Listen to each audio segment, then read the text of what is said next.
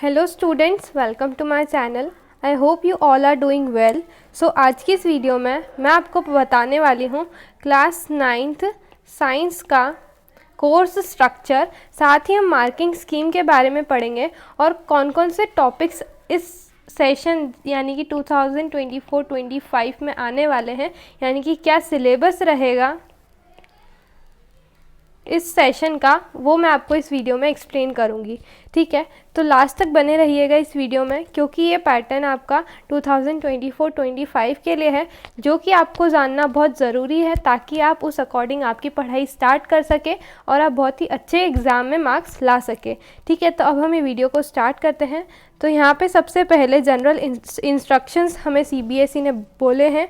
ठीक है, उन्होंने बोला है कि एनुअल एग्ज़ाम होगी, ठीक है, बेस्ड ऑन एंटायर सिलेबस, यानी कि एनुअल एग्ज़ाम जो आपकी होगी लास्ट में, उसमें आपको पूरा सिलेबस आएगा। ठीक है, एनुअल एग्जामिनेशन कितने मार्क्स की होने वाली है? 80 मार्क्स की होने वाली है और 20 मार्क्स का वेटेज जो रहेगा वो इंटरनल असेसमेंट का रहेगा, यानी कि जो भी आपके पीरियोडिक टेस्ट वगैरह होते हैं उन सब का मार्क्स मिला करके 20 मार्क्स उसमें से जाएंगे और 80 जो है वो एनुअल एग्ज़ाम्स के रहेंगे, यानी कि टोटल 100 मार्क्स का आपका एक सब्जेक्ट होगा। ठीक है, नाउ अब इंटरनल असेसमेंट में क्या क्या होगा? पीरियोडिक असेसमेंट होंगे, जिसमें 5 मार्क्स के for 5 marks 3 periodic test conducted by school, 3 periodic test school conduct करेंगे। जो एवरेज होगा बेस्ट 2 टेस्ट का वो लेंगे, मतलब कि final as a final result के लिए वो मार्क्स आपके लेंगे, और उसमें कितने में से लेंगे? 5 मार्क्स में से लेंगे। ठीक है, टुवर्ड्स द फाइनल रिजल्ट। और जो दूसरे 5 मार्क्स है, ठीक है, deserve methods of assessment as per the needs of class dynamic and curriculum transaction. ठीक है, दीज में बी शॉर्ट टेस्ट। अब ये जो दूसरे 5 मार्क्स है ये तो हो गए हमारे पीरियोडिक टेस्ट के। ये वाले जो है पीरियोडिक टेस्ट में एक और चीज़, जो शॉर्ट टेस्ट होते हैं, ओरल टेस्ट होते हैं, क्विज़ होती है, कंसेप्ट मैप्स होते हैं, प्रोजेक्ट, पोस्टर्स, प्रेजेंटेशन, ठीक है, इंक्वायरी बेस्ड साइंटिफिक इन्वेस्टिगेशन, ये सारी चीज़ें जो होती है उनके जो मार्क्स है वो 5 मार्क्स में से यहाँ से जाएंगे, जिनका मतलब कि ये जो सारी चीज़ें होंगी इनका फाइनल रिजल्ट जाएगा और उसका वेटेज रहेगा 5 मार्क्स में से। ठीक है, तो यानी कि टोटल 10 मार्क्स आपके इनके होंगे। ठीक है, नाउ अब सेकेंड चीज़ आ गई यहाँ पे, ये 10 हो गए। अब बचे हुए 10 का क्या?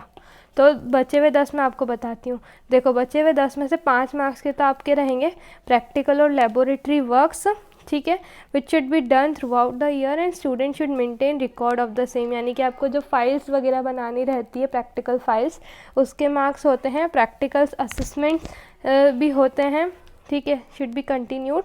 इसका वेटेज होता है आपका 5 मार्क्स का towards the final result. Final results में से 5 मार्क्स में से आपके मार्क्स जाते हैं, कैलकुलेट होते हैं, फिर आपका फाइनल रिजल्ट आता है।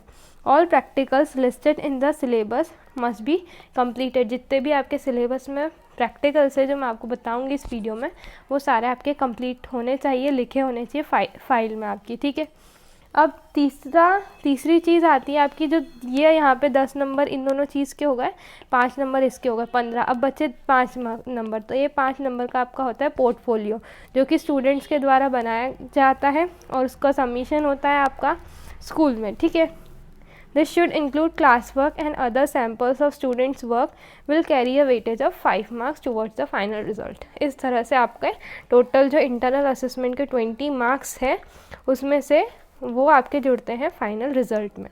ठीक है, बाकी पूरे के पूरे 80 मार्क्स का जो आपका फाइनल पेपर होता है उसके मार्क्स प्लस इसके मार्क्स दोनों मिल करके आपके फाइनल रिजल्ट बनता है CBSE के द्वारा। ठीक है, नाउ अब क्या कोर्स स्ट्रक्चर है हमारा क्लास 9th साइंस का बेसिकली। ठीक है, एनुअल एग्जामिनेशन का टोटल आपका पेपर होगा 80 नंबर का, जिसमें से आपके जो केमिस्ट्री वाला पार्ट है, यानी कि matter, it's nature and behaviour, वो रहेगा 25 मार्क्स का।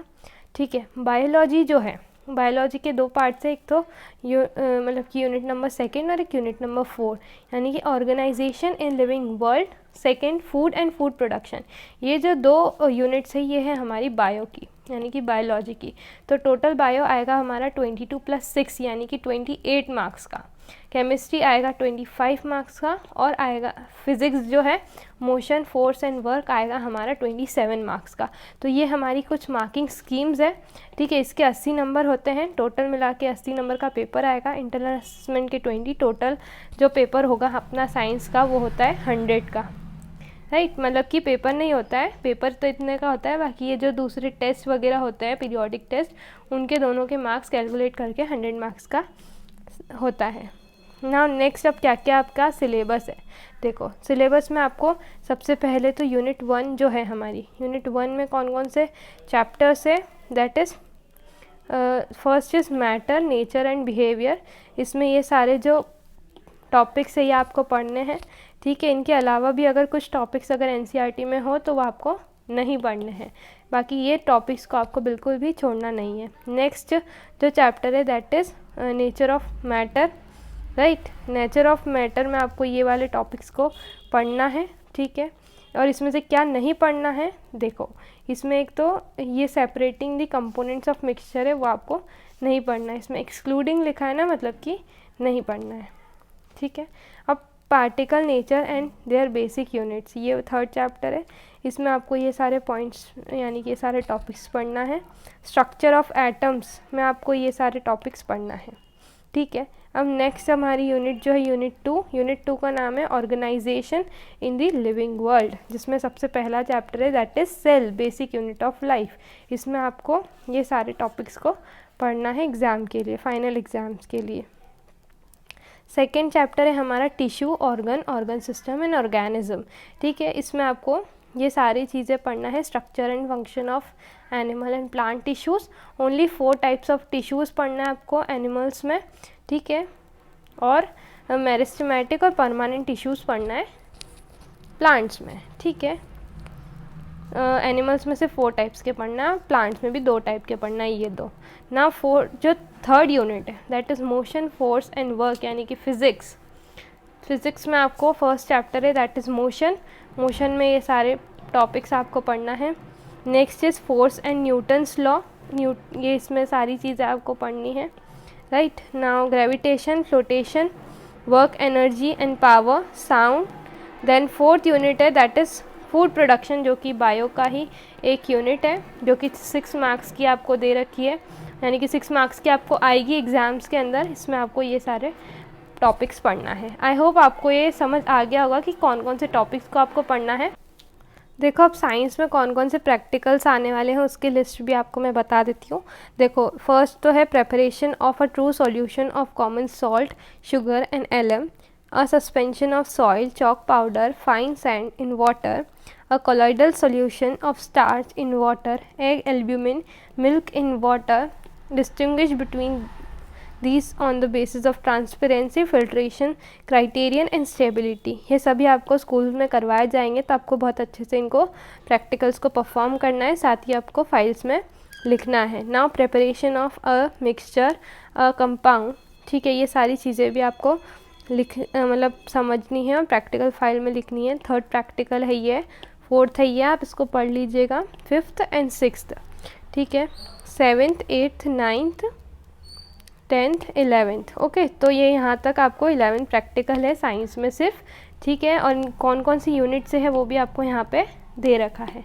Basically first, second, third unit से आपके प्रैक्टिकल्स हैं इसमें, ठीक है।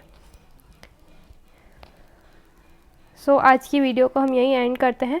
दूसरे सब्जेक्ट्स की भी वीडियो मैं आपको डिस्क्रिप्शन बॉक्स में प्रोवाइड करूँगी, जिसमें हम अदर सब्जेक्ट्स का सिलेबस भी डिस्कस करने वाले हैं, और साथ ही मार्किंग स्कीम भी देखेंगे, ओके। अगर आपको इस वीडियो से हेल्प मिली तो do like the video and subscribe to our channel. Thank you.